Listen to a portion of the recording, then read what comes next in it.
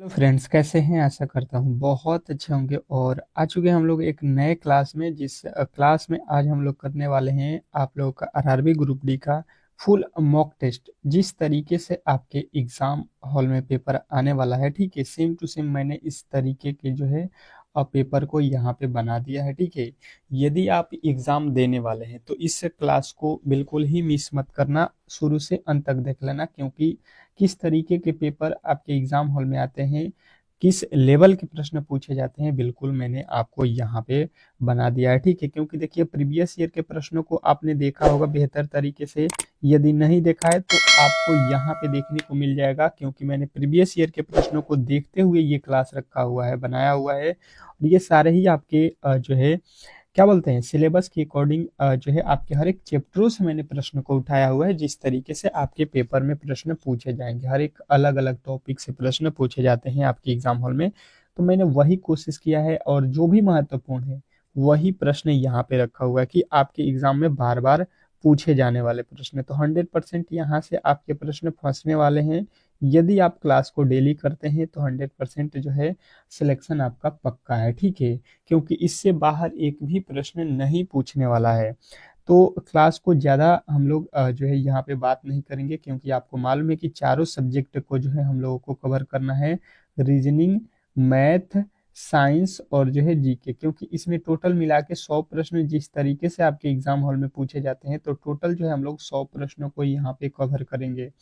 तो चलिएगा, वीडियो को स्टार्ट करते हैं। और जो भी मेरे दोस्त मेरे वीडियो को लाइक नहीं किए हैं, ठीक है, तो प्लीज़ लाइक कर दीजिए, क्योंकि एक वीडियो को बनाने में बहुत ज़्यादा मेहनत लगता है, ठीक है।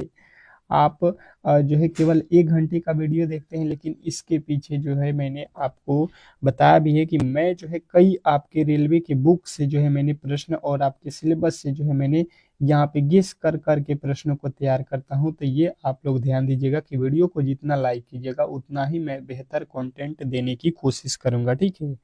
तो एक बार शेयर भी लगा दीजिएगा, शेयर जरूर लगा दीजिए इस मेहनत के लिए, ठीक है। चलिएगा, पहला प्रश्न सॉल्व करते हैं रीजनिंग के। इसके बाद से आपके साइंस, जीके, मैथ के प्रश्नों को सॉल्व करेंगे। कह रहा है कि नीचे दिए गए श्रृंखला श्रेणी में जो है प्रश्नवाचक चिन्ह के स्थान पे कौन सी संख्या होगी। आपसे पूछना ये चाह रहा है प्रश्न कि ये एक श्रृंखला श्रेणी दिया गया, ठीक है।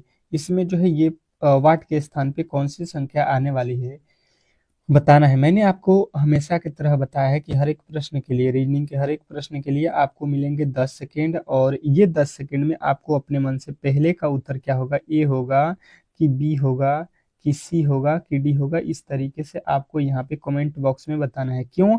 क्योंकि आपको मालूम है कि जितना आप इस मॉडल पेपर को खुद से सॉल्व करेंगे, जितने प्रश्नों को, उतना ही बेहतर स्कोर आप एग्जाम हॉल में कर पाएंगे। क्योंकि आपको मालूम है कि एग्जाम हॉल में कोई भी आपको प्रश्न बताने वाला नहीं होगा। तो आप यहाँ पे भी मान के चलिए कि आप एग्जाम हॉल में बैठे हैं और आपके सामने इस तरीके के जब प्रश्न आएंगे तो क्या आप सॉल्व कर सकते हैं?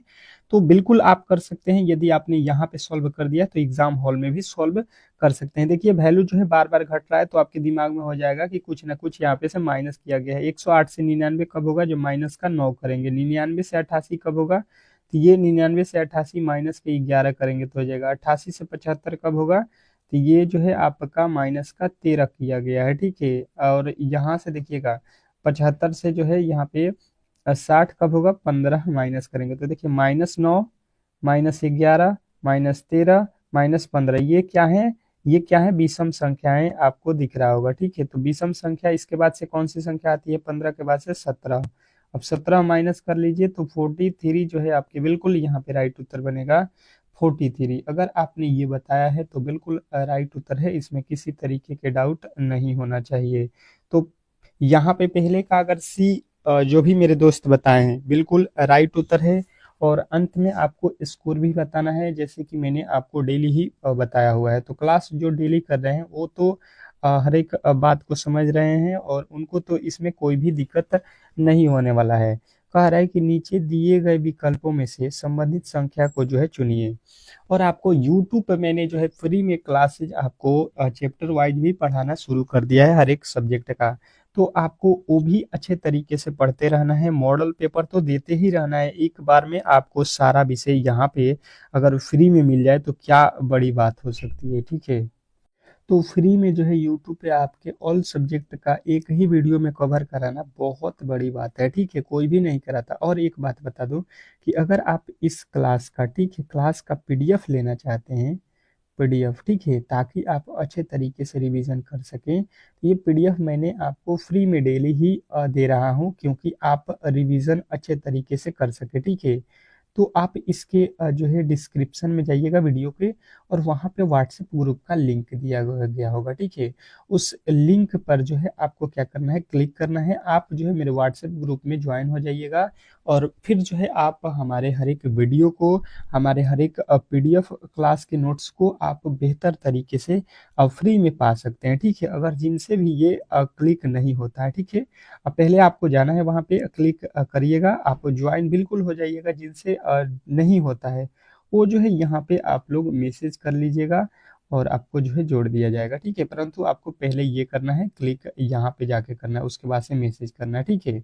चलिएगा, अब देखिएगा यहाँ पे नीचे दिए गए विकल्पों में से संबंधित संख्या को चुनना है, मतलब इसका जो है संबंध इससे है, ठीक है। तो इसका संबंध हमें यहाँ पे बताना है। अब बताने की कोशिश करेंगे, आपके पास समय जो है 10 सेकेंड से ज़्यादा ही मैंने आपको कुछ समझा दिया। तो अब चलिए मैं खुद से ही सॉल्व करता हूँ, क्योंकि प्रश्न ज़्यादा हैं। यहाँ पे अगर देखेंगे ई से ए लिखा है, ठीक है। अगर देखिएगा तो ई का कोड कितना होता है 5, ए का कोड होता है 1, मतलब कितना माइनस यहाँ पे किया गया है 4। उसके आगे देखिएगा यहाँ पे जेड होता है 26 पे, तो 26 में से फिर हम 4 माइनस करेंगे तो ये हो जाएगा आपका 22, और 22 पे कौन से अक्षर आएगा, भी आएगा, ठीक है। 22 पे कौन सा अक्षर है, भी, यानी कि भी से तो आपके वैल्यू स्टार्ट होना चाहिए बिल्कुल। अब देखिए ये जो है यहाँ पे देखिए 49 लिखा है, यहाँ पे 25, 25 का यहाँ पे 5 लिखा है, मतलब 25 का वर्गमूल यहाँ पे 5 होता है।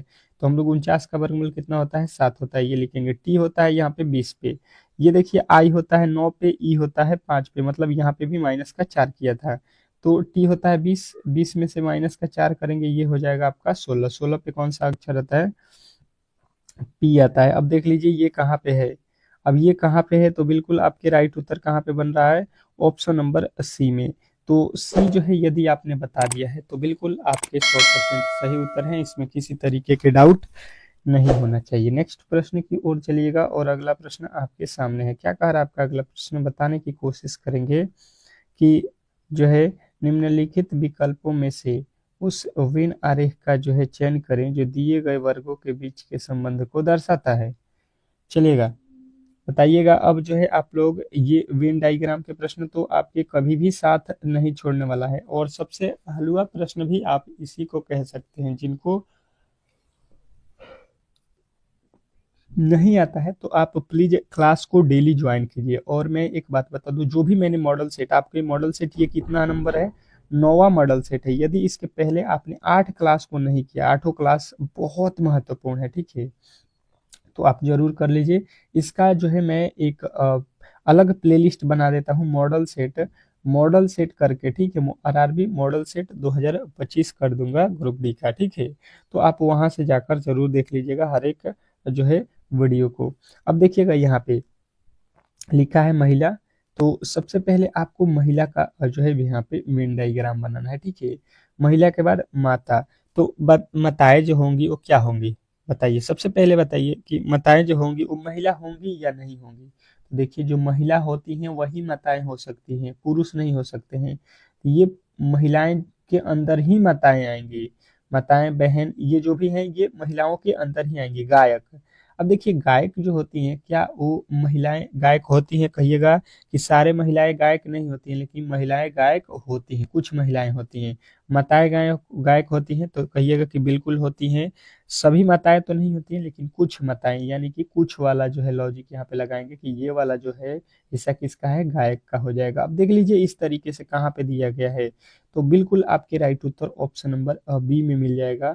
आशा करता हूँ कि ऐसे प्रश्न कभी भी आपको अब जो है गलती नहीं करनी है। नेक्स्ट प्रश्न की ओर चलेंगे, और अगला प्रश्न आपके सामने है। क्या कह रहा है आपका अगला प्रश्न, किसी भाषा में यहाँ पे प्रेम प्रेमोड को जो है यहाँ पे लिखा जाता है, तो उसी सांकेतिक भाषा में केशव को जो है कैसे लिखा जाएगा, बताने की कोशिश करेंगे सभी लोग कि इस प्रश्न का सही जो उत्तर होने वाला है वो क्या होने वाला है, बताइएगा। आपके पास समय जो है बहुत कम है, 10 सेकेंड का समय है, और 10 सेकेंड में आप इसको कर सकते हैं। ये ऐसा कुछ इसमें है नहीं कि जो आपसे नहीं बनेगा, ठीक है।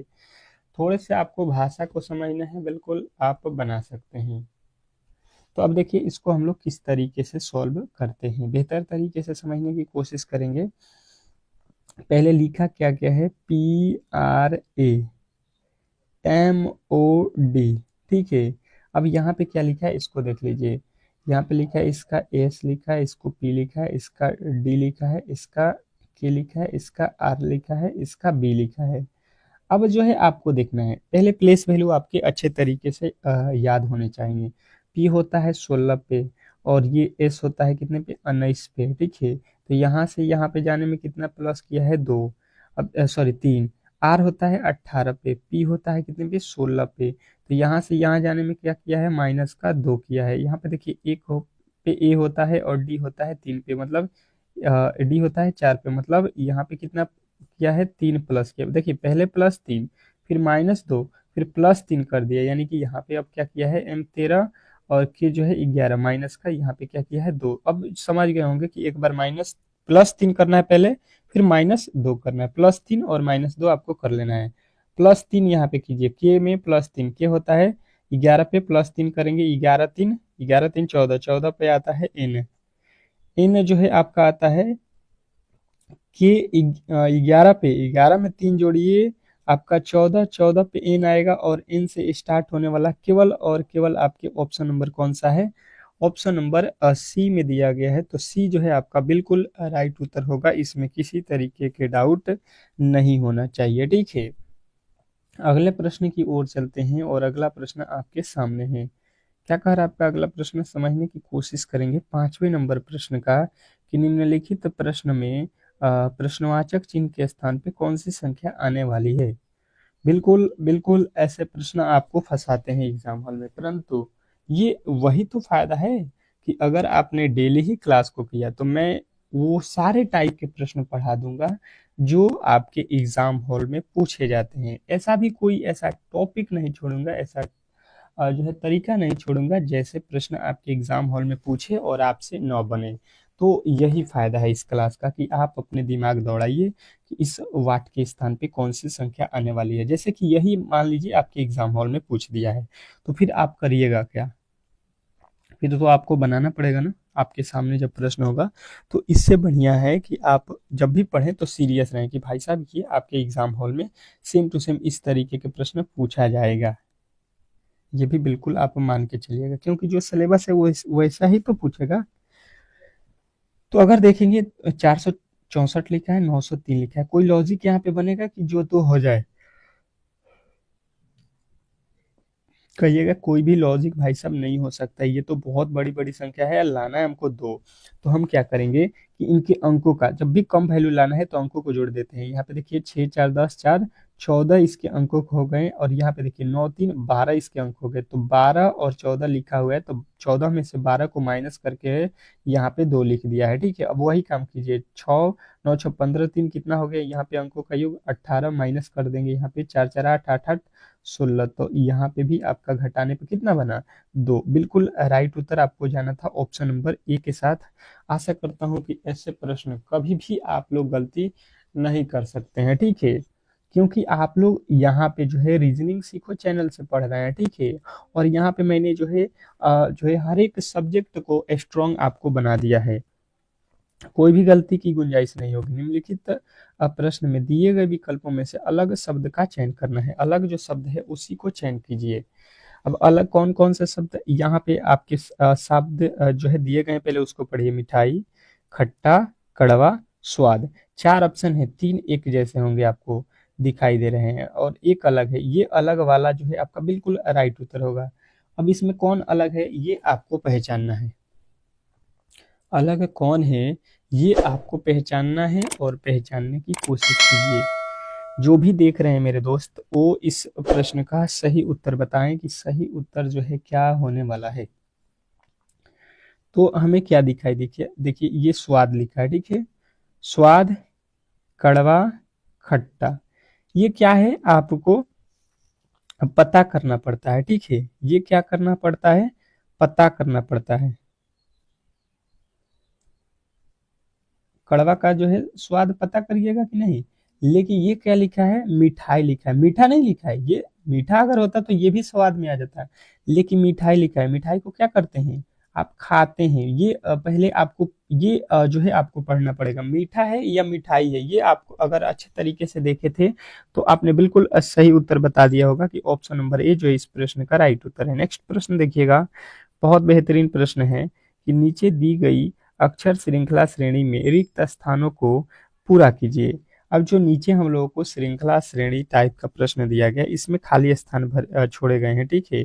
यहाँ पे बोल रहा है कि आपके कौन से जो है वैल्यू आने वाले हैं, ये आप मुझे बताइए।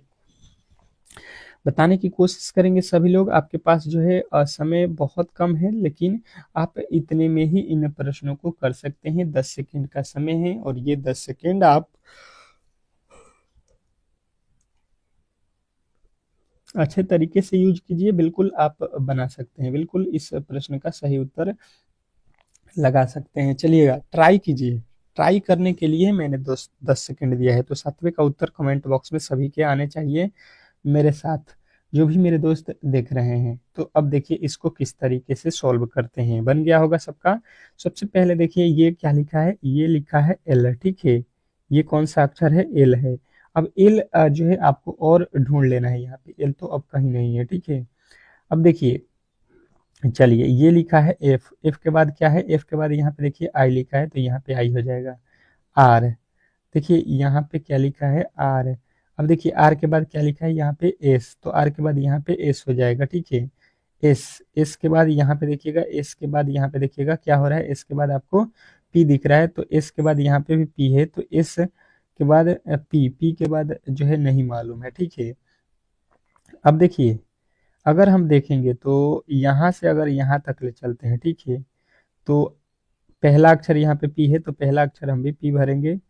अब पी से देखिए सब स्टार्ट है, पी एस आर, एक बन गया। पी, पी के बाद यहाँ पे एल, एल के बाद जो है एफ आई आर एस, फिर P L F I R, फिर एस, फिर P L F I R S. यही बनाना था, P L L F I R S बिल्कुल बना सकते थे। पी, फिर एस भरा, फिर एल भरा, फिर आई भरा, फिर एल भरा, फिर एस, फिर पी, फिर आर, फिर एस। ये आपके कहाँ पे है? P S L I L, L I L, L I L, L I L. ये तो आर लिखा है, बिल्कुल गलत। एस पी डबल आर तो नहीं है ना?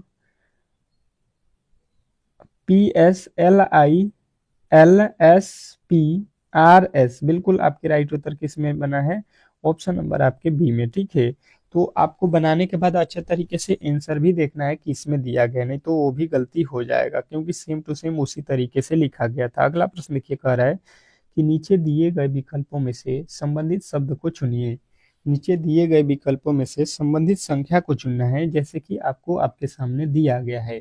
और ये एनालॉजी का प्रश्न है। मुझे लगता है कि ये 2 सेकंड का ही प्रश्न है।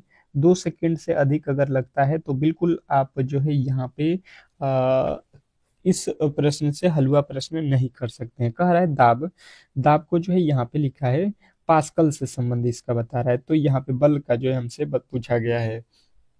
तो अगर आपने अच्छे तरीके से साइंस पढ़ा होगा, मैंने पहले भी बताया हुआ है, एसआई मात्रक याद रखिए। याद मैंने कराया भी था आपको, क्योंकि आपके साइंस में एक तो प्रश्न एसआई यूनिट से देता ही देता है, ठीक है। तो आपको अच्छे तरीके से मालूम है कि ये दाब लिखा है, और दाब का जो है दाब का एसआई मात्रक लिखा है पास्कल, ठीक है। तो अब जो है उसी प्रकार बल का जो है बल का एसआई मात्रक क्या होता है, ये अब आप लोगों को बता देना है। अब कौन कौन मेरे दोस्त जो है यहाँ पे बता सकता है, बताने की कोशिश करेंगे।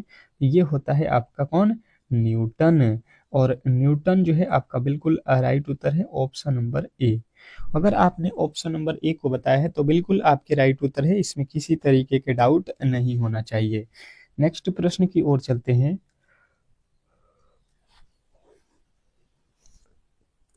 अगला प्रश्न कह रहा है कि एक परिवार में प्रत्येक बच्चे के कम से कम 5 भाई और जो है 4 बहन हैं।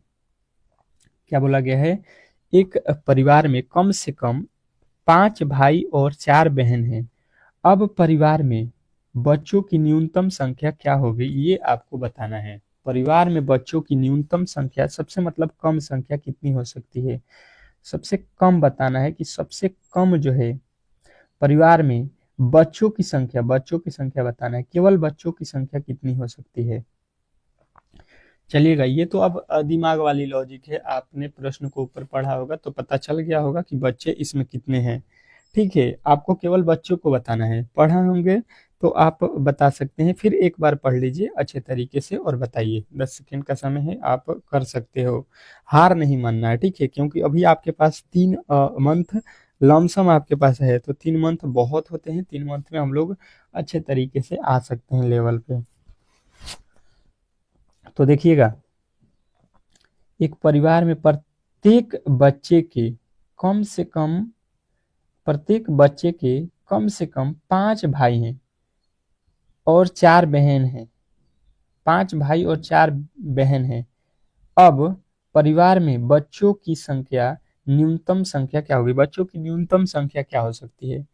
एक परिवार है जिसमें बच्चों के प्रत्येक बच्चों के कम से कम 5 भाई हैं, एक बच्चे का 5 भाई है और 4 बहन है, 5 भाई और 4 बहन हो गए, ठीक है, एक भाई का। तो परिवार में बच्चों की न्यूनतम संख्या कितनी होगी, तो देखिए, ये 5 4 कितना हो गया, 9 हो गया, ठीक है, 9, तो ये हो गया टोटल। जब एक व्यक्ति होगा तो उसका, देखिए, एक व्यक्ति का 5 भाई होगा तो एक तो वो हो जाएगा, तो ये कितना हो गया टोटल, 6 हो जाएंगे, और एक एक व्यक्ति का जो है 4 बहन, तो एक ये हो जाएगा, तो 5 4 9, और ये दो ठो जो गिन रहा है, काउंट कर रहा है अपने आप को, ये भी तो 2 हो जाएंगे, तो यहाँ पे टोटल हो जाएंगे 11 व्यक्ति, ठीक है, एक परिवार में 11 व्यक्ति हो जाएंगे। ऑप्शन नंबर सी जो है इस प्रश्न का राइट उत्तर होगा। नेक्स्ट प्रश्न देखिएगा, आपके सामने आ चुका है। दिए गए पासे में अंक 3 के विपरीत कौन सा अंक होगा।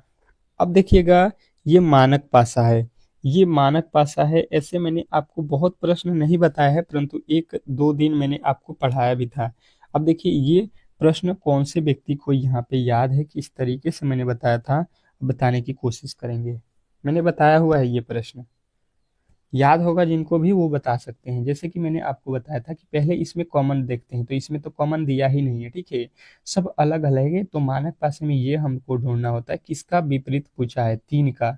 तो टोटल पासे का योग जो है आपको याद रखना है 7 होता है, पासे में वैल्यू कितने तक होते हैं, 6 तक, तो 6 के बाद 7 जो है आपको इस पासे का टोटल वैल्यू होता है, उसमें से जो है जिसका भी पूछेगा उसको माइनस कर दीजिएगा, ये हो जाएगा आपका कितना, 7 में से 3 जाएगा 4, यानी 3 का विपरीत जो है 4 हो जाएगा। तो 4 जो है आपका बिल्कुल राइट उत्तर है, ये भी आपको ध्यान रखना है, ये मानक पासा है और इसमें कोई भी वैल्यू जो है यहाँ पे कॉमन नहीं दिया था, जिसके कारण यहाँ पे बनाने में प्रॉब्लम हो रहा था, ठीक है। तो अब जो है आप लोग कर सकते हैं ऐसे प्रश्नों को बेहतर तरीके से, याद रखिएगा। नेक्स्ट प्रश्न, अगला प्रश्न कह रहा है यहाँ पे कि निम्नलिखित शब्दों का प्रयोग करके कौन सा शब्द जो है बनाया जा सकता है, विकल्प को चुनिए। बनाया जा सकता है, ये भी आपको पढ़ना है, ये जो शब्द आपके पास दिए गए हैं, ठीक है, मैथमेटिक्स, इससे कौन से शब्द बनाए जा सकते हैं, ये आपको पूछा गया है, तो बताने की कोशिश कीजिएगा सभी लोग। सभी के उत्तर यहाँ पे आने चाहिए कि कौन से शब्द हम इससे जो है बना सकते हैं। भाई साहब, यहाँ पे बहुत इंपॉर्टेंट ये प्रश्न आपके लिए चल रहा है, ठीक है, और बिल्कुल आपको एग्जाम हॉल में ऐसा जो है फीलिंग नहीं होगा जैसा कि मैंने आपको प्रश्न करा दिया है और इससे कोई बाहर प्रश्न आपके एग्जाम हॉल में पूछ दिया जाए, ठीक है, या इससे हार्ड पूछ दिया जाए। मैं खुद ही हार्ड रखा हूँ, ठीक है, कुछ प्रश्न हल्का भी है, लेकिन ऐसा नहीं है कि 2500 प्रश्न मैं भारी कर दूं, या एग्जामिनर ही जिस तरीके से पूछता है तो सारा प्रश्न भारी थोड़ी ना करता है, सेम टू सेम आपको वही फीलिंग आएगा। तो देखिए, यहाँ पे बनाया जा सकता है बोला है, तो देखिए यम लिखा है ऊपर, ठीक है, ए भी लिखा है ऊपर, टी भी लिखा है, एच भी लिखा है, सी भी लिखा है, देखिए सी भी है, एस भी है, तो ये तो बनाया जा सकता है। ये बोला प्रयोग करके कौन सा शब्द बनाया जा सकता है, विकल्प को चुनिए, ये बनाया जा सकता है। देखिए ऊपर एम है, ए है, टी है, एच है, फिर एम है, 2 बार एम है, फिर 2 बार ए है, बिल्कुल बनाया जा सकता है।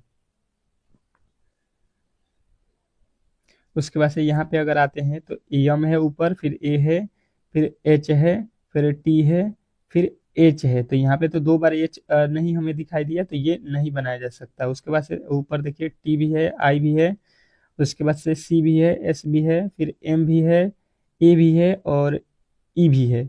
तो यहाँ पे देखिए जो है शब्द नहीं बनाया जा सकता है, पूछना चाहिए। ठीक है, ये गलती हो गया है, यहाँ पे मिस्टेक है कि इन शब्दों के प्रयोग करके कौन नहीं बनाया जा सकता है। तो देखिए यहाँ पे तो हम लोग ये नहीं बना सकते हैं। ठीक है, बाकी ये भी बना सकते हैं, ये भी बना सकते हैं, ये भी बना सकते हैं।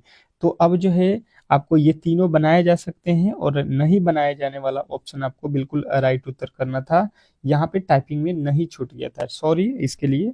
चलिएगा नेक्स्ट प्रश्न, अगला प्रश्न देखिएगा आप लोगों के सामने आ चुका है कि कितने मोबाइल बैटरी नहीं है, कितने मोबाइल बैटरी नहीं है। इसके पहले वाले प्रश्न का जो भी उत्तर दिए थे, पहला ये दूसरा, तो उनका जो है सही था। आप एक जोड़ लीजिएगा, क्योंकि बनाया जा सकता है लिखा गया था, परंतु उसमें तीनों बनाए जा सकते थे, नहीं बनाए जाने वाला उसमें पूछा गया था। चलिएगा, कोई दिक्कत नहीं है, होता है, परंतु हम सही थे। ठीक है, आप आपने अच्छे तरीके से बनाया था। ये कह रहा है कि कितने मोबाइल बैटरी नहीं है, बैटरी नहीं होना चाहिए, मोबाइल बैटरी नहीं होना चाहिए। बैटरी देख लीजिए, ये वाला हिस्सा बैटरी का है, तो ये होना ही नहीं चाहिए, बिल्कुल हमको नहीं होना चाहिए। तो ये बिल्कुल हम नहीं देखेंगे इसको, इससे हमको कोई मतलब नहीं है। अब बोला गया है मोबाइल, जो है मोबाइल देख लीजिए, मोबाइल कहाँ पे है, बिल्कुल आपको यहाँ पे दिख रहा होगा मोबाइल। तो मोबाइल कह रहा है कि मोबाइल जो है कितने कितने मोबाइल बैटरी नहीं है। तो कितने मोबाइल हैं जो बैटरी नहीं है, तो यहाँ पे देख लीजिए 5 और ये 9, 5 और 9 मोबाइल हैं जो बैटरी नहीं है। तो 5 4 कितना हो जाएगा, 9 5 कितना हो जाएगा, 14 हो जाएगा। 14 मोबाइल ऐसे हैं जो बैटरी नहीं है, केवल बैटरी नहीं है हमसे पूछा गया था, तो ये दोनों ही बैटरी नहीं थे। तो आपका राइट उत्तर ऑप्शन नंबर बी के साथ जाएगा। नेक्स्ट प्रश्न देखिएगा आप लोगों के सामने आ चुका है, कह रहा है कि यदि ये जो है और एट द रेट डॉलर और जो है स्टार के वैल्यू यहाँ पे दिए गए हैं, फिर यहाँ पे इसका वैल्यू दिया गया है, तो इसका वैल्यू आपको बताना है कि इसका परसेंटेज हैश, हैश के बाद से और के बाद से डॉलर का। ठीक है, अब यहाँ पे सबसे पहले ऊपर देख लीजिए, परसेंटेज का वैल्यू यहाँ पे देखिए क्या लिखा है 6, क्योंकि ये परसेंटेज बीच में है तो बीच वाला वैल्यू परसेंटेज का होगा। उसके बाद से देखिए हैश, हैश का यहाँ पे वैल्यू देखिए कितना दिया है 0। उसके बाद से यहाँ पे और का वैल्यू देखिए, और का वैल्यू कितना दिया है, और यहाँ पे दिया है और का वैल्यू 8 है। ठीक है, उसके बाद से देखिए यहाँ पे आप इतना से भी बना सकते हैं। एक 608 किस ऑप्शन में दिया गया है, बिल्कुल आपके ऑप्शन नंबर जो है यहाँ पे किसमें, ऑप्शन नंबर सी में हो जाएगा। ठीक है, तो थोड़ा सा आइडिया अगर आप लगाइएगा तो प्रश्न कभी भी गलती नहीं होगा। ठीक है, हर एक टाइप के प्रश्न, हर एक तरीके के प्रश्न बताएंगे जो कि आपके एग्जाम हॉल में ये सीधा ही प्रश्न पूछे जाएंगे। कह रहा है कि 38 छात्रों की एक कक्षा में नेहा का क्रम ऊपर से 18वां, तो उसका जो है नीचे से क्रम क्या होगा। चलिएगा, जैसे कि आपको मालूम है, ये समझ लीजिए ये ऊपर से लेके नीचे तक का क्रम है। कह रहा है कि इसका नेहा का क्रम ऊपर से अगर आ रहे हैं तो ये क्रम जो है इसका कौन से नंबर पे है, नेहा का, ये नेहा है, इसका क्रम जो है यहाँ पे अगर हम देख रहे हैं तो ये 18 नंबर पर आ रही है। ठीक है, तो नीचे से हमको जाना है, इधर से अब चलेंगे यहाँ से, तो ये काउंट करेंगे तो ये नेहा कौन से स्थान पे होगी, ये आपको बताना है। टोटल जो है 38 छात्रों की जो है ये जो है कक्षा है, ये टोटल यहाँ से लेके यहाँ तक कितने लोग हैं, 38, 38 लोग हैं। तो 38 38 माइनस कर लेंगे हम लोग 18, ये कितना हो जाएगा 20। परंतु यहाँ पे देखिए नेहा को हमने 2 बार काउंट किया है, देखिए ऊपर से भी और नीचे से भी काउंट किया है, तो यहाँ पे एक और जोड़ना पड़ेगा। एक व्यक्ति को हम 2 बार काउंट कर रहे हैं, तो ये श्रृंखला में एक बार और बढ़ जाएगा ना। एक व्यक्ति को ऊपर से और नीचे से दोनों जगह से काउंट किए थे, इसलिए इसका स्थान जो होगा क्या, नीचे से जो था इसका स्थान जो है 21 पे था। ठीक है, ये तो आपको ऑप्शन नंबर सी के साथ जाना है। नेक्स्ट प्रश्न, अगला प्रश्न देखिएगा आप लोगों के सामने आ चुका है। क्या कह रहा है आपका अगला प्रश्न कि दिए गए खुले पासों में फलक यू के विपरीत कौन सा फलक होगा। फलक यू के विपरीत आपसे पूछा गया है। ठीक है, तो यू के विपरीत कौन सा फलक आने वाला है, ये आप बताइए। ये तो आप कर सकते हो, क्योंकि मैंने ये प्रश्न बहुत अच्छे तरीके से आपको बताया है कि कभी भी पासे एक साथ जो नहीं सटते हैं वही अपोजिट होते हैं। तो देख लीजिए, सबसे पहले ये वाला बड़ी वाली लाइन पकड़ते हैं हम लोग, जैसे कि आपको मालूम है, तो ये आर जो है यू का अपोजिट हो जाएगा, ये एक दूसरे के तो अपोजिट आप बिल्कुल निकाल सकते हैं। अब इसके बाद देखिए, जो ये एफ है, इसका अपोजिट ये पी नहीं होगा क्योंकि इसके पास में है, तो इसका अपोजिट कौन हो जाएगा, ये बिल्कुल कौन हो जाएगा, एस हो जाएगा। यानी कि जो है एफ का अपोजिट अब जो है आपको बताना है कौन है, एस है। अब जो है आपके पास कौन है, एक यहाँ पे एच है और ये है एस है, तो एच का अपोजिट कौन है, एस है। आपसे पूछा क्या गया है, यू। यू का अपोजिट तो हम लोगों ने पहले ही निकाल लिया था, यू का अपोजिट जो है आर होता है। बिल्कुल राइट उत्तर आपके ऑप्शन नंबर सी में दिया गया है। तो आशा करता हूं कि ये प्रश्न भी आपको बेहतर तरीके से समझ में आ गया होगा और ऐसे प्रश्नों को कभी भी आप लोग गलती नहीं करेंगे। नेक्स्ट प्रश्न की ओर चलते हैं और अगला प्रश्न आपके सामने है। क्या कह रहा है आपका अगला प्रश्न, कि दिए गए कथनों को सत्य मानिए और जो है बताएं कौन सा निष्कर्ष कथन का जो है तार्किक रूप से अनुसरण करता है। मतलब कौन सा जो है अनुसरण कर रहा है, ये आपको बताना है। इस टाइप के भी प्रश्न आपके एग्जाम हॉल में हर एक शिफ्ट में एक ठो देगा, कोई भी ऐसा शिफ्ट नहीं बनाएगा रेलवे जिसमें ये प्रश्न आपसे ना पूछे, ठीक है। तो अब चलिएगा और यहाँ पे देख लेते हैं। पहला कथन पे आइए, सभी बिहु रेखाएं हैं, सभी बिंदु रेखाएं हैं। तो बिंदु को मैं बी से लिखता हूँ, ये जितने भी बिंदु हैं ये सभी क्या हैं, रेखाएं हैं, ठीक है। रेखा को आर से लिख देता हूँ। सभी रेखाएं त्रिभुज है, जितने भी रेखाएं हैं ये क्या है, त्रिभुज है। त्रिभुज को टी से लिख देता हूँ। अब चलिएगा, अब जो है आ जाते हैं हम लोग निष्कर्ष पे। अब जो है निष्कर्ष वाले ऑप्शन पे आइए, कह रहा है सभी बिंदु त्रिभुज है, जितने ये बिंदु हैं ये सभी क्या त्रिभुज के अंदर है, बिल्कुल इसके अंदर है। पहला वाला बिल्कुल सही बोला गया। दूसरा देखिए, सभी त्रिभुज बिंदु हैं। अब देखिए, एक ही बात को उल्टा भी हो जाएगा सीधा भी हो जाएगा, बिल्कुल दूसरा वाला गलती हो जाएगा। किस तरीके से, देखिए जब बिंदु सभी बिंदु त्रिभुज हो जाएंगे तो सभी त्रिभुज बिंदु थोड़ी ना होंगे, ये तो बिल्कुल गलत हो जाएगा। तो आपका केवल केवल और केवल निष्कर्ष पहला वाला सही है, ठीक है, अनुसरण करता है। तो आपके right Uttar option number A में था। आशा करता हूं कि ये प्रश्न आपको बेहतर तरीके से समझ में आ गया होगा। नेक्स्ट प्रश्न की ओर चलते हैं और अगला प्रश्न आपके सामने है। क्या कह रहा है आपका अगला प्रश्न, कि नीचे दी गई आकृति में कितने त्रिभुजों की संख्या है। नीचे जो दी गई आकृति है इसमें टोटल त्रिभुजों की संख्या आप लोगों से पूछा गया है। तो बताने की कोशिश करेंगे कि टोटल जो है कितने त्रिभुज हैं, टोटल जो है त्रिभुजों की संख्या इसमें कितनी है। त्रिभुज फिगर काउंटिंग को तो मैंने आपको बहुत अच्छे तरीके से पढ़ा दिया है। कभी भी मुझे लगता है कि फिगर काउंटिंग में आप लोग गलती नहीं करेंगे, ये तो बहुत अच्छे तरीके से मुझे मालूम है। चलिएगा, तो अब किस तरीके से काउंट करना है ये देख लीजिए। पहले यहाँ पे आइए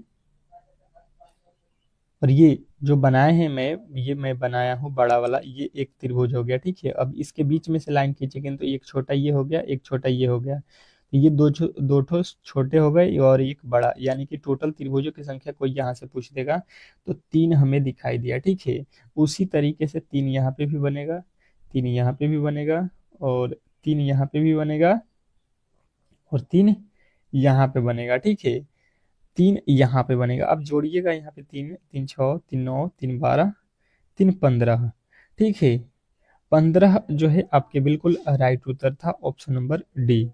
आशा करता हूं कि ये प्रश्न आपको बेहतर तरीके से समझ में आ गए होंगे। नेक्स्ट प्रश्न, अगला प्रश्न देखिए, कह रहा है कि दिए गए विकल्पों में से एमएन रेखा दर्पण प्रतिबिंब बताइए। एमएन रेखा जो है वो दर्पण प्रतिबिंब इसका बताना है। देखिए यहाँ पे जो है एमएन पर एक दर्पण रखा गया है यहाँ पे, तो इसका प्रतिबिंब क्या बनेगा, तो ये तो वृत्त आपको यहाँ पे बनेगा और ये क्रॉस का चिन्ह आ जाएगा यहाँ पे, और जो है ये वाला हिस्सा है ये अब इस तरीके से आ जाएगा क्योंकि लेफ्ट का राइट होता है, और ये जो गोला वाला हिस्सा है वो यहाँ पे आ जाएगा। अब देख लीजिए ये आपको कहाँ पे दिखाई दे रहा है, बिल्कुल ऐसा जो है आपको कहाँ पे दिखाई दे रहा है, option number b. Option number b जो है आपके बिल्कुल राइट उत्तर है, इसमें किसी तरीके के डाउट नहीं होना चाहिए क्योंकि मैंने बताया हुआ है कि लेफ्ट का राइट, राइट का लेफ्ट होता है इसमें दर्पण में। अगला प्रश्न देखिएगा आप लोगों के सामने आ चुका है, कह रहा है कि उस विकल्प का चयन करें जो दिए गए श्रृंखला में प्रश्नवाचक चिन्ह के स्थान पे आएगा। जो आपको बताना है यहाँ पे वो जो है प्रश्नवाचक चिन्ह के स्थान पे कौन सा जो है आपके वैल्यू आने वाले हैं, यानी कि यहाँ पे अगला पद आपको यहाँ पे बताना है कि कौन सा वर्ड आने वाला है चारों को देखकर। चलिएगा बताने की कोशिश करेंगे, जो भी मेरे दोस्त देख रहे हैं इस वीडियो को अच्छे तरीके से, इस वीडियो का जो है सही उत्तर क्या होने वाला है। बेहतर है, बहुत बेहतर प्रश्न है। तो अब देखिए इसको किस तरीके से सॉल्व किया। पहले देखिए ये बिंदु ऊपर था, फिर ये बीच में आया, फिर ये इस कोने पे आ गया, इस कोने से अब नीचे आ गया, ठीक है। तो नीचे से यहाँ पे चलेंगे तो ये फिर कहाँ पे आएगा, बीच में आ जाएगा, ठीक है। अब बीच में होना चाहिए नीचे की तरफ। ये ऊपर लिखा बिल्कुल गलत, ये ऊपर लिखा बिल्कुल गलत, ये नीचे लिखा है परंतु नीचे इस साइड में लिख दिया है, ये भी गलत हो जाएगा। यानी कि आपका ऑप्शन नंबर बिल्कुल डी जो है इस प्रश्न का 100% सही उत्तर हो जाएगा, ठीक है। ऐसे प्रश्न आप लोग गलती नहीं करेंगे। नेक्स्ट प्रश्न देखिएगा आप लोगों के सामने आ चुका है। कह रहा है कि उस विकल्प आकृति को चुनिए जो पैटर्न को पूरा करने के लिए नीचे दी गई आकृति में प्रश्नवाचक चिन्ह के स्थान पर आएगी। अब जो है प्रश्नवाचक चिन्ह के स्थान पे आने वाली जो है आपको बताना है, मतलब इस वाट के स्थान पे कौन सी संख्या आने वाली है।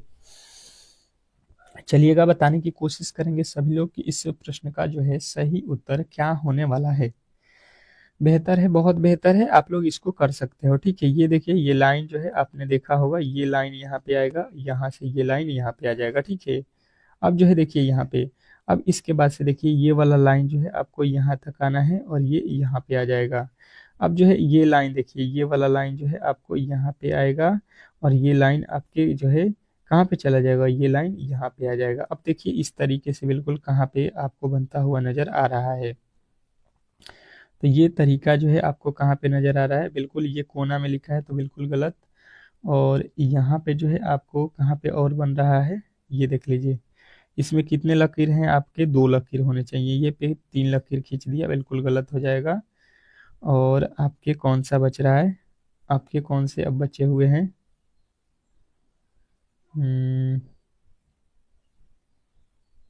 अब देखिएगा ये तो कोना में ही खींचा है ना, ये तो कोना में ही खींचा है, ये तो सही था। तो अब जो बचे हुए हैं ये तो आप देख लीजिए, ये वाला हिस्सा, ये वाला हिस्सा ठीक था।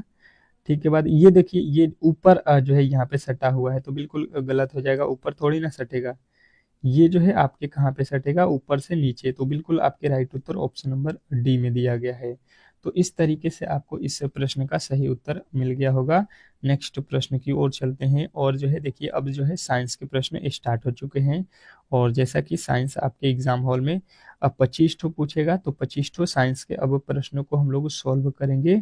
यहाँ से लेके पूरे जो है आपके 50 तक साइंस के प्रश्न होंगे और बेहतर तरीके से इन प्रश्नों को आपको बताते चलना है। जो भी नहीं याद हो नोट करते रहिएगा। कह रहा है कि रक्त कब्रगाह किसे कहा जाता है, रक्त कब्रगाह किसे कहा जाता है। तो प्लीहा को जो है, प्लीहा को जो है रक्त कब्रगाह कहा जाता है। नेक्स्ट प्रश्न देखिएगा आप लोगों के सामने आ चुका है। कह रहा है कि कौन सा खनिज जो है लवण शरीर में जो है बहुतायत मात्रा में पाया जाता है। कौन सा खनिज लवण जो है शरीर में बहुतायत मात्रा में पाया जाता है। तो आपके राइट उत्तर बनेगा यहाँ पे कौन, कैल्शियम, ठीक है। ऑप्शन नंबर आपको सी जो है इस प्रश्न का राइट उत्तर बताना है। अगला प्रश्न कह रहा है कि लड़का पैदा होगा जब, लड़का मतलब कब पैदा होगा ये आपको बताना है। तो आपके उत्तर यहाँ पे आना चाहिए कि लड़का तब पैदा होगा जब आपके एक्स और वाई गुणसूत्र मिलते हैं। तो ठीक है, ऑप्शन नंबर सी बिल्कुल जो है आपको दिखाई दे रहा होगा। छोटे छोटे प्रश्न, लेकिन ये आपके एग्जाम हॉल में काफी बार प्रश्न पूछा भी गया है इसी तरीके से, ठीक है। तो ये आपको इम्पोर्टेंट प्रश्न है, याद रखना है। कह रहा है स्तनधारियों में मुख्य उत्सर्जित पदार्थ कौन होता है। स्तनधारियों में मुख्य उत्सर्जित पदार्थ कौन होता है, बताने की कोशिश करेंगे सभी लोग। तो इस प्रश्न का जो है सही उत्तर आपको आएगा यूरिया, ठीक है। अगला प्रश्न देखिएगा आप लोगों के सामने आ चुका है। क्या कह रहा है आपका अगला प्रश्न कि श्वसन दर सबसे कम होती है, श्वसन दर सबसे कम होती है कि कहाँ का, चलिएगा बताने की कोशिश कीजिएगा सभी लोग। तो सभी के उत्तर यहाँ पे आएगा ऑप्शन नंबर बी, निद्रा में जो है खरटे भरते हुए। निद्रा में जब खराटे हम भरते हैं उसी समय जो है सबसे कम जो है हम लोग श्वसन की जो है दर रखते हैं, ठीक है। अगला प्रश्न कह रहा है यहाँ पे न्यूक्लियस की जो है खोज किसने की थी? न्यूक्लियस की जो खोज थी वो किसने की थी, बताइएगा। बिल्कुल आपके बहुत इंपॉर्टेंट प्रश्न हैं ये सारे, सारे के सारे प्रश्न आपको यहाँ पे नोट कर लेना है, या तो मैं तो आपको पीडीएफ दे भी रहा हूँ, ठीक है, तो ये भी आप वहां से भी पढ़ सकते हैं। रॉबर्ट ब्राउन ने किया था, ठीक है। नेक्स्ट प्रश्न देखिएगा, आप लोगों के सामने आ चुका है कि अंतर्राष्ट्रीय जैविक कृषि फर्म संस्थान कहाँ स्थित है? अंतर्राष्ट्रीय जैविक कृषि फर्म संस्थान कहाँ स्थित है? तो आपके राइट उत्तर यहाँ पे क्या बनेगा? आपके राइट उत्तर बनेगा यहाँ पे लंदन, ठीक है। नेक्स्ट प्रश्न देखिएगा, आप लोगों के सामने आ चुका है, कह रहे यहाँ पे कि भारत का केंद्रीय और औषधि अनुसंधान संस्थान कहाँ पर है? भारत का केंद्रीय औषधि अनुसंधान संस्थान कहाँ पर है? तो आपके राइट उत्तर क्या बनेगा? आपके राइट उत्तर जो बनेगा वो जो है आपका कौन सा है? लखनऊ, ठीक है, लखनऊ में है, आपको याद रखना है। नेक्स्ट प्रश्न देखिएगा, आप लोगों के सामने आ चुका है कि फेफड़े में रक्त पहुंचाने वाला अंग कौन सा है? फेफड़े में जो रक्त होता है उसको कौन पहुंचाता है? तो दायां जो है अलिनंद। अगला प्रश्न कह रहा है यहाँ पे आपको अच्छे तरीके से पढ़ना है और बताना है कि रक्त कौन सा जो है कण, रक्त का कौन सा कण जो है जीवाणु में रक्षा करता है? रक्त का कौन सा कण है जो जीवाणु में रक्षा करता है? तो आपके राइट उत्तर क्या बनेगा? आपका राइट उत्तर बनेगा श्वेत रक्त कण। नेक्स्ट प्रश्न देखिएगा, आप लोगों के सामने आ चुका है कि वायुमंडल में भारी गैस कौन है? तो वायुमंडल में जो भारी गैस है वो कौन सा है? तो आपको याद रखना है कार्बन डाइऑक्साइड। नेक्स्ट प्रश्न देखिएगा, आप लोगों के सामने आ चुका है कि मनुष्य के शरीर में सबसे छोटी अंतस्रावित ग्रंथि है? मनुष्य के शरीर में सबसे छोटी अंतस्रावित ग्रंथि है, तो आपको याद रखना है ये कौन है? कौन है ये? पीयूष ग्रंथि, ठीक है। नेक्स्ट प्रश्न देखिएगा, आप लोगों के सामने आ चुका है यहाँ पे 38 नंबर प्रश्न देखिएगा, यहाँ पे क्या कह रहा है आपका कि स्वस्थ मनुष्य का शरीर का जो है तापमान कितना होता है? तो स्वस्थ मनुष्य के तापमान मैंने कल पढ़ाया था आपको, किसमें? सेल्सियस में। आज किसमें पूछा गया है? फॉरेनहाइट में। तो फॉरेनहाइट में आपको याद रखना है 98.6 फॉरेनहाइट, ठीक है। नेक्स्ट प्रश्न, अगला प्रश्न कह रहा है कि जो है मानव शरीर को कितने निकोटीनिक अम्ल की जो है प्रतिदिन आवश्यकता होती है? कितने जो है निकोटीनिक अम्ल की जो है आवश्यकता होती है एक मनुष्य के शरीर की? तो आपको बताना है 15 ग्राम की, ठीक है। नेक्स्ट प्रश्न देखिएगा, आप लोगों के सामने आ चुका है कि गाय के दूध में किसके कारण पीलापन होता है? गाय के दूध जो होता है वो पीला क्यों होता है? तो ये गाय के दूध में क्या होता है आपको अच्छे तरीके से बताया भी गया है, कैरोटीन। कैरोटीन के कारण ही पीला होता है। नेक्स्ट प्रश्न, अगला प्रश्न देखिएगा, आप लोगों के सामने आ चुका है कि HIV की खोज किसने की थी? HIV है बीमारी जिसकी खोज किसने की थी? तो आपके उत्तर यहाँ पे क्या आएगा? लुई मांटेनियर ने किया था, ठीक है। नेक्स्ट प्रश्न देखिएगा, आप लोगों के सामने आ चुका है कि पौधे में वाष्पोत्सर्जन दूर के निर्धारण के लिए किस यंत्र का जो है उपयोग किया जाता है? तो ये जो है आपको क्या बताना है? पोटोमीटर, ठीक है, पोटोमीटर आपका बिल्कुल राइट उत्तर है। नेक्स्ट प्रश्न कह रहा है कि मानव त्वचा में पाया जाने वाला जो है वर्णक कौन है? मानव त्वचा में पाया जाने वाला वर्णक कौन सा है? तो आपके राइट उत्तर बनेगा यहाँ पे कौन सा? मेलानिन। मेलानिन जो है आपके राइट उत्तर है। अगला प्रश्न कह रहा है कि डायलिसिस मशीन का जो है आविष्कार किसने किया था? डायलिसिस मशीन का जो है आविष्कार किसने किया था? तो आपके राइट उत्तर बिल्कुल यहाँ पे बनेगा कौन? जो है कोल्फ ने, ठीक है। नेक्स्ट प्रश्न देखिएगा, आप लोगों के सामने आ चुका है कि कोशिका विभाजन के समय नष्ट स्पष्ट दिखाई देती है? कोशिका विभाजन के समय स्पष्ट क्या दिखाई देता है? तो आपको जो है यहाँ पे बताना है कि ये आपके गुणसूत्र दिखाई देते हैं। नेक्स्ट प्रश्न देखिएगा, कह रहा है कि जराविक जो है 7 क्या है? जराविक 7 जो है क्या है? तो आपके राइट उत्तर यहाँ पे क्या बनेगा?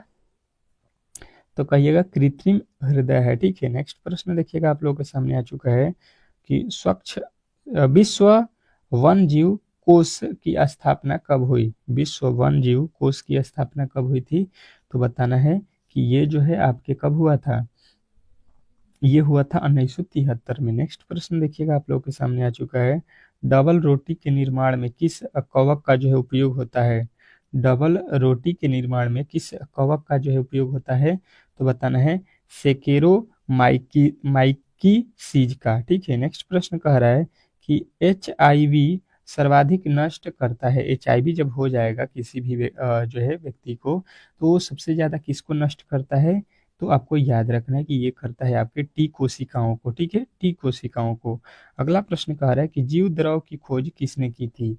तो जीव द्रव थे उसकी खोज किसने की थी, तो आपके उत्तर बनेगा कि हयुंगो वान मोल ने। ठीक है, हयुंगो वाल मोल जो है आपको याद रखना है। अब चलिएगा यहाँ पे अगले प्रश्न की ओर, और हमने जो है यहाँ पे 25 साइंस के प्रश्न कंप्लीट कर लिया है, 50 तक हो गया। अब देखिएगा यहाँ पे जीके के प्रश्न स्टार्ट होंगे इसके आगे। चलिएगा अब जो है जीके के प्रश्न आपके सामने है, कह रहा है कि पुस्तक इंडिया शास्त्र। ठीक है, यहाँ पे कह रहा है कि जो है क्या कह रहा है कि reflection on the nation in our time के लेखक कौन है। तो ये जो है आपको याद रखना है शशि थरूर थे। ठीक है, शशि थरूर जो है आपके राइट उत्तर है। अगला प्रश्न कह रहा है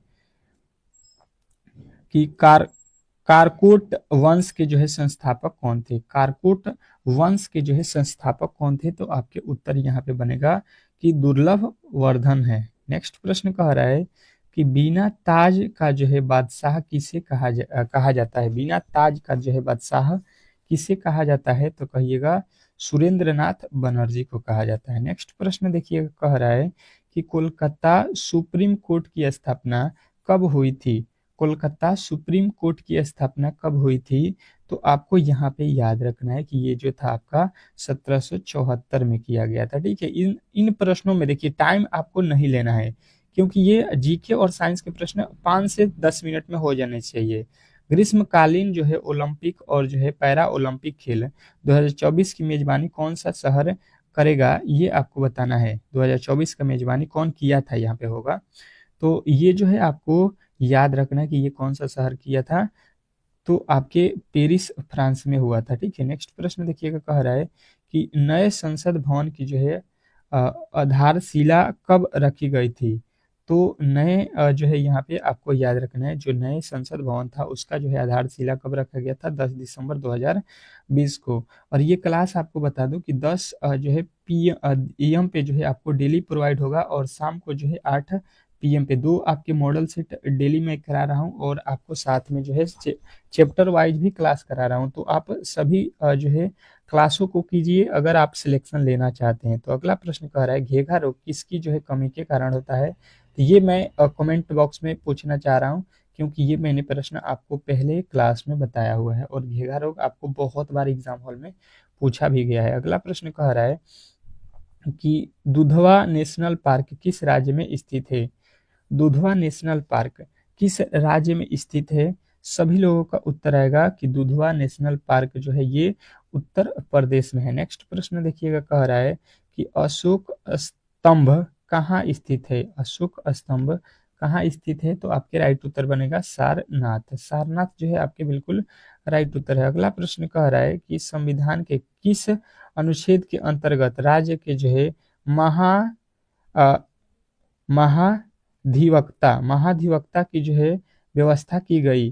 तो आपको यहाँ पे याद रखना है कि ये किया गया था अनुच्छेद 165 के तहत। नेक्स्ट प्रश्न कह रहा है कि निम्नलिखित में से कौन नृत्य रूप अरुणाचल प्रदेश का है। अरुणाचल प्रदेश का कौन सा नृत्य है, तो आपको याद रखना है यहाँ पे पोपीर। पोपीर कहाँ के है, अरुणाचल प्रदेश का। नेक्स्ट प्रश्न कह रहा है कि 3 प्रसिद्ध बौद्ध स्थल स्तनगिरी, ललित गिरी तथा जो है उदयगिरी किस राज्य में जो है स्थित है। तो ये किस राज्य में है, तो आपको बताना है ये तीनों ही असम राज्य में है। नेक्स्ट प्रश्न कह रहा है यहाँ पे कि ढीमसा किस राज्य की जो है एक आधिकारिक लोक नृत्य है। ढीमसा किस राज्य का जो है एक आधिकारिक लोक नृत्य है, तो आपके राइट उत्तर बनेगा ये जो है आंध्र प्रदेश का है। नेक्स्ट प्रश्न देखिएगा आप लोगों के सामने आ चुका है, विश्व एनजीओ दिवस कब मनाया जाता है। विश्व एनजीओ दिवस कब मनाया जाता है, तो 27 फरवरी को। नेक्स्ट प्रश्न कह रहा है यहाँ पे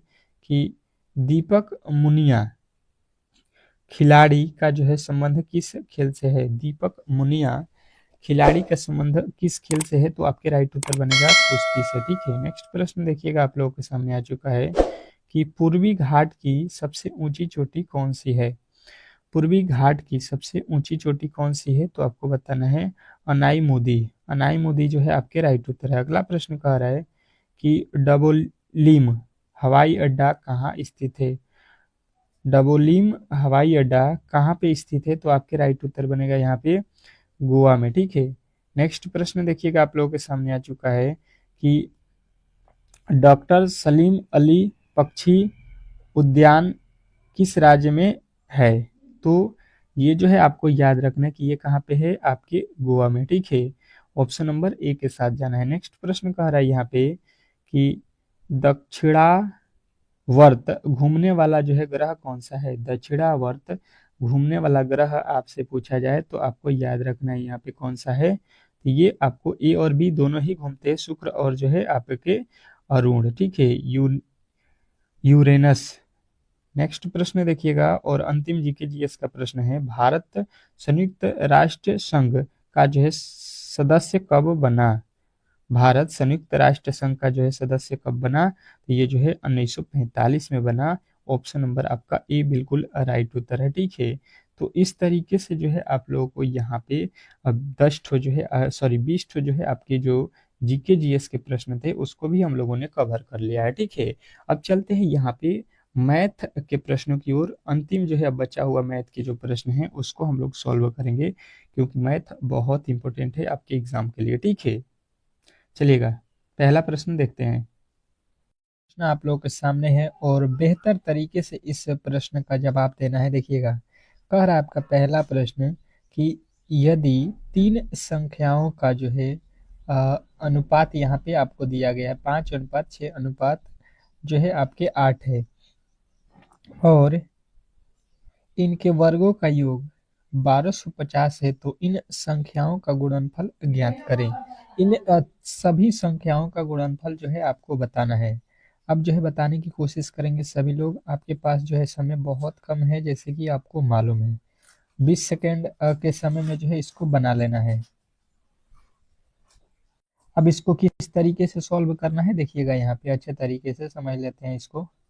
पहले जो है आप लोग प्रश्न को समझ लिए होंगे, तो अब इसको सॉल्व कीजिए किस तरीके से। देखिए, तीन संख्याएं आपको अनुपात में दिया गया है, तो पहले संख्या में आपको एक्स वाई जेड कोई भी इसके जो है अनुपात में होता है, तो इसके पीछे हम लोग कुछ ना कुछ मानते हैं। तो 5 मान लिए, और दूसरा को क्या मानना पड़ेगा 6, और तीसरा को 7, 8 है तो 8 एक्स मान लेंगे। ठीक है, अब क्या बोला गया है यहाँ पे, अब प्रश्न में बोला क्या है ये आप इसको आगे चलिए। कार्य इनके वर्गों का योग, इनके वर्ग करना है फिर योग करना है। वर्ग कर दीजिए, इसका वर्ग करेंगे फिर इसका वर्ग करेंगे और फिर इसके वर्ग करेंगे, योग कर दीजिए। योग मतलब हो गया जोड़, सबको जोड़ेंगे तो ये हो जाएगा 1250। अब देखिए 5 का वर्ग करेंगे 25 एक्स स्क्वायर हो जाएगा, प्लस 6 का 36 एक्स स्क्वायर हो जाएगा, प्लस 8 अट्ठाई 64 एक्स स्क्वायर हो जाएगा, बराबर और जो है 1250 हो जाएगा। ठीक है, अब यहाँ पे सबको जोड़ दीजिए तो ये कितना हो जाएगा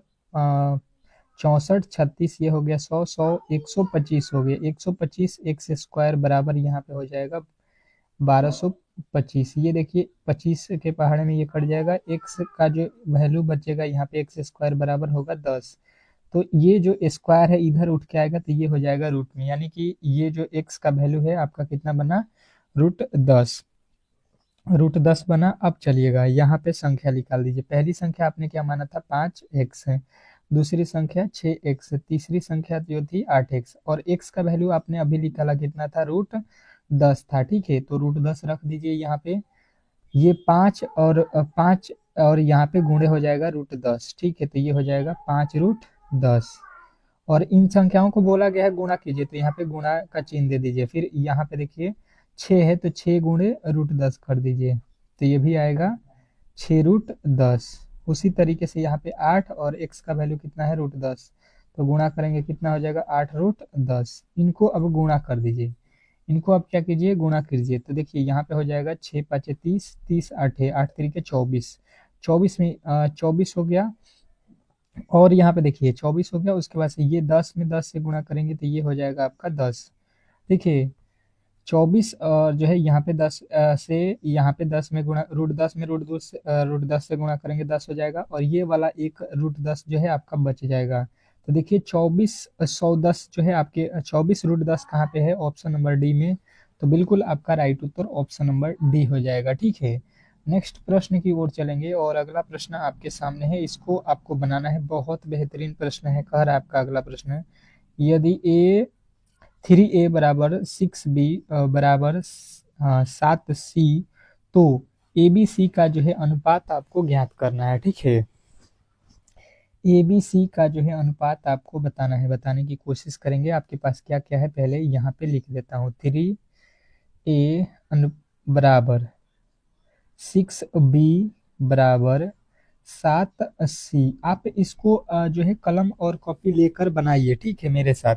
तो ही आप लोग एग्जाम हॉल में ऐसे प्रश्नों को सॉल्व कर सकते हैं, नहीं तो फिर जो है दिक्कत हो जाएगा। ठीक है, अब देखिए सबसे पहले यहाँ पे देखिए, अगर आपको जो है यहाँ पे जो है देखिएगा, अगर आप देखिएगा तो ए अनुपात बी अनुपात सी निकालना है ना, तो आपके दो तरीके होते हैं। एक तो तरीका ये होगा कि देखिए, ये ए का वैल्यू जब आप यहाँ से निकालिएगा तो ये 6 हो जाएगा। ठीक है, ए का वैल्यू 6 हो जाएगा, और बी का कोई वैल्यू पूछेगा तो यहाँ से 3 हो जाएगा। ठीक है, उसके आगे देखिए बी और सी का तुलना करेंगे तो यहाँ से बी का वैल्यू कितना आएगा 7, और सी का वैल्यू यहाँ से देखेंगे तो सी का वैल्यू यहाँ पे आइएगा तो 6 हो जाएगा। ठीक है, अब इसी को जो है अनुपात में बना दीजिएगा। यहाँ पे जो है इसके आगे 3 बढ़ेगा, इसके आगे 7 बढ़ जाएगा, तो अब यहाँ पे गुणा कर दीजिए। तो 6 7 कितना हो गया 42 हो जाएगा, और ये हो जाएगा 3 7 21, और ये हो जाएगा 3 6 18। अब ये किसके पहाड़े में आते हैं, तो 3 के पहाड़े में ये तीनों ही आ जाते हैं। 3 के पहाड़े में 14 3 42, उसके बाद से अनुपात 7 3 21 अनुपात, उसके बाद से 6 3 18। ये देखिए कहाँ पे बन रहा है 14 7, आपके ऑप्शन नंबर बी। बी जो है बिल्कुल राइट उत्तर हो जाएगा। और एक तरीका सिखा देता हूँ आपको, जैसे कि लिखा हुआ है 3a, इससे हल्का है, ट्रिक के साथ आप बना सकते हैं 7 से, इस तरीके से है ना। तो इसमें क्या कीजिए, जैसे ए का अनुपात, यहाँ पे अनुपात डायरेक्ट लिख लेगा सी। इस जो है ए का वैल्यू निकालना है, तो इस ए वाले को जो है आपको नहीं यूज करना है। ये बचे हुए दोनों में गुणा कर दीजिए, इन दोनों अंकों में। तो 6 और 7 में गुणा कर दीजिएगा तो ए के नीचे लिखिएगा। ए को लिखना है तो ए वाले वैल्यू नहीं लेना है। ठीक है, बी और सी में गुणा कर देना है, तो 7 छक्का 42 हो गया। फिर बी का निकालना है, तो ये बी वाले से बहस नहीं। अब जो है सी और ए में गुणा कर दीजिए, तो 7 त्रिका 21 हो जाएगा। उसके आगे देखिए सी का निकालना है, ये सी वाला, तो ए और बी में गुणा कर दीजिए, तो जो है छतरी कितना हो गया 18। अब देखिए ये इसी तरीके से आपको करना था, और फिर 3 से इसको जब काटिएगा आप तो ये हो जाएगा 14 तिया 42, 7 त्रिका 21, और जो है छतरी 18। तो इस तरीके से भी आप कर सकते हैं, बहुत ईजी है। जिसको भी निकालना है उसको गुणा नहीं करना है, बस प्रश्न आपको सॉल्व हो जाएगा। नेक्स्ट प्रश्न क्या कह रहा है आपका, अगला प्रश्न यहाँ पे देखिएगा, कह रहा है कि एक टीवी और फ्रिज के मूल्य में जो है 3:2 का जो है अनुपात है। ठीक है, मतलब टीवी पहले लिखा है तो टीवी का मूल्य जो है 3 है और फ्रिज का मूल्य 2 है। इनके मूल्यों के बीच जो है टीवी का मूल्य फ्रिज के मूल्य से जो है 6,000 रुपया अधिक हो तो फ्रिज का मूल्य ज्ञात करेंगे। देखिए पहले अगर आप देखिएगा तो यहाँ पे टीवी का मूल्य देखिए टी और भी। टीवी का मूल्य अगर हम देखेंगे तो मान लीजिए यहाँ पे दिया है टीवी का मूल्य 3, और फ्रिज का देख लेते हैं। फ्रिज फ्रिज का अगर देखेंगे तो ये 2x है। ये कह रहा है कि टीवी के मूल्य जो है फ्रिज से 6,000 अधिक है। हम देखेंगे तो टीवी और फ्रिज के मूल्य देखिए कितना अधिक हो रहा है, तो हम कहेंगे 1x हो रहा है। 3 में से 2x घटाएंगे तो 1x होगा। यहाँ पे कितना दिया है, हम वो कह रहा है नहीं 6,000 अधिक है। मतलब आपको क्या करना होता है, ये देख लीजिए 3x में से, ठीक है, ये 2x क्यों घटाया मैंने, क्योंकि ये अधिक बोला है। ठीक है, मतलब देख लीजिए कि टीवी का दाम कितना है 3x और फ्रिज का दाम 2x, तो यहाँ पे 3 में से 2 घटाएंगे तो x बचेगा। ये कह रहा नहीं 600 जो है अधिक हो रहा है, 6,000 सॉरी, तो 6,000 हो गया। अब बोल रहा है कि फ्रिज का मूल्य क्या है, तो फ्रिज का मूल्य देख लीजिए आपने यहाँ पे देखिए माना हुआ है कितना 2x, वो दिया हुआ है 2, एक्स के जगह पे 6,000 रख लीजिएगा, 6 दूना का 12,000 जो है फ्रिज का दाम हो रहा है। तो बिल्कुल आपके राइट उत्तर कहाँ पे दिया गया है, 12,000, ऑप्शन नंबर बी। बी के साथ आपको जाना है। अगर आपने बी बताया है तो बिल्कुल राइट उत्तर है, इसमें किसी तरीके का डाउट नहीं होना चाहिए। नेक्स्ट प्रश्न कह रहा है कि एक कक्षा के 15 लड़कों का औसत आयु 11 वर्ष है। ठीक है, 15 लड़के हैं और औसत 11 वर्ष है, तो कुल जो है इनका योग निकालेंगे। ठीक है, कुल योग निकालेंगे तो 15 में 11 से गुणा करेंगे, 11 पाँच, 15 एकम में 15, 15 एकम में 15, 16, मतलब उन सभी 15 लड़कों का जो एज का योग होगा वो 165 होगा। कह रहे 9 वर्षीय 5 लड़के कक्षा में प्रवेश कर दिए। 9 वर्ष के ये लड़के हैं। ठीक है, और कितने लड़के हैं, अब 5 व्यक्ति और आ गए, पहले 15 थे और 5 इसमें शामिल हो गए, इनका एज कितना है, 9 वर्ष का है। ठीक है, तो ये अब कितने के हो जाएंगे, 9 × 5 = 45 वर्ष के ये सभी हो जाएंगे। तो कक्षा की औसत आयु बतानी है, तो सबसे पहले टोटल निकाल लीजिए। 5 दूना का 10 हो जाएगा, 6×4 = 10, 1 = 11 हो जाएगा, ये हो जाएगा आपका 210 जो है टोटल इनके एजों का योग हो गया। टोटल इनके एजों का योग कितना हो गया, 210। अब बोला क्या है कि यहाँ पे जो है कक्षा में लड़कों की औसत ज्ञात करें, लड़कों की औसत।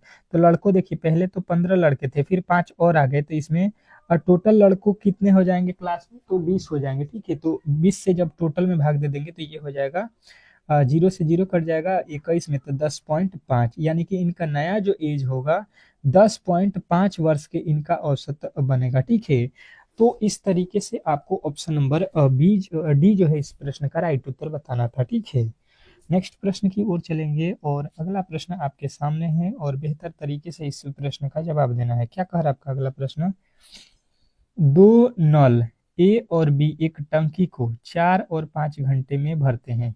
अच्छा जी, 2 नल है, मान लीजिए पहला नल ए है, ये कितनी देर में भरता है, 4 घंटे में। दूसरा नल बी है जो कि 5 घंटे में भरता है। ठीक है, अच्छे तरीके से समझते चलिएगा। कह रहा है कि यदि बारी बारी से 1 घंटे के लिए खोले जाएं, दोनों नल को बारी बारी से 1-1 घंटे के लिए खोला जाए तो टंकी को भरने में कितना समय लगेगा। तो पहले जो है टंकी में कितने पानी अटेंगे ये निकाल लीजिए। तो ये 4 घंटा में ये भर रहा है, ये 5 घंटा में, तो इसका लॉसल निकाल दीजिए, ये हो जाएगा 20। अब ये 4 के पहाड़े में 20 कितने मर्त में आता है, तो ये 5 मर्त में, ये कितने मर्त में आता है, ये 4 मर्त में। मतलब ए जो है 1 घंटा में 5 भरता है, बी जो है 1 घंटा में 4 भरता है। ठीक है, तो यहाँ पे जो है ये पहला ये ए चालू करेगा तो 5 घंटा भरेगा, फिर बी भरेगा दूसरे घंटा में तो 4 भरेगा, यानी 2 घंटे में ये 2 घंटा में कितना भर देगा, तो 2 घंटे में 4 और 5 9 जो है भर देंगे। ठीक है, और टोटल आपको भरना कितना है, तो यहाँ पे 20 भरना है। तो यहाँ पे फिर 2 और 2 4 घंटे में कितना भरेंगे, 4 घंटे में 4 घंटा देखिएगा तो 9 दूना का कितना भरेगा, 18 18 भर देगा। ठीक है, अब क्यों इस तरीके से भर रहा है, क्योंकि पहले घंटा में ए भरेगा तो 5 भरेगा, 5 यूनिट भर देगा, दूसरे में बी चालू होगा तो ये 4 भरेगा 1 घंटे में। तो ये पहला घंटा भरा है, ये दूसरा घंटा, तो दोनों मिलाएंगे 2 घंटा हो जाएगा और 5 4 9 भर देगा। फिर 4 घंटा में उसी प्रकार 18 भर देगा यहाँ पे। अब बचा हुआ कितना है, 20 है, तो अब 2 भरने ये चालू करेगा, मतलब 4 घंटा और ए जब भरेगा तो ए कितना भर रहा है, 5, 2 बचा हुआ है, 5 भरना है 1 दिन में। तो यहाँ से हो जाएगा 2 यूनिट बचेगा और 5 से भाग, और इसको मिनट में लाना है, तो यहाँ पे मिनट कितने होते हैं 1 घंटा में, 60, यहाँ से गुणा कर दीजिए तो ये हो जाएगा 12×5 = 60, 12 दूना 24 मिनट लगेगा। ठीक है, तो 4 घंटा 24 मिनट देख लीजिए आपके किस ऑप्शन में दिया गया है, 4 घंटा 24 मिनट जो है आपके बिल्कुल राइट उत्तर हो जाएगा ऑप्शन नंबर सी। तो आशा करता हूँ कि ये प्रश्न भी आपको अच्छे तरीके से समझ में आ गया होगा। ठीक है, अब इस क्लास को जिन्होंने भी लाइक नहीं किया है तो प्लीज़ लाइक कर दीजिए, और चैनल पे नए आए हैं तो सब्सक्राइब कर दीजिए।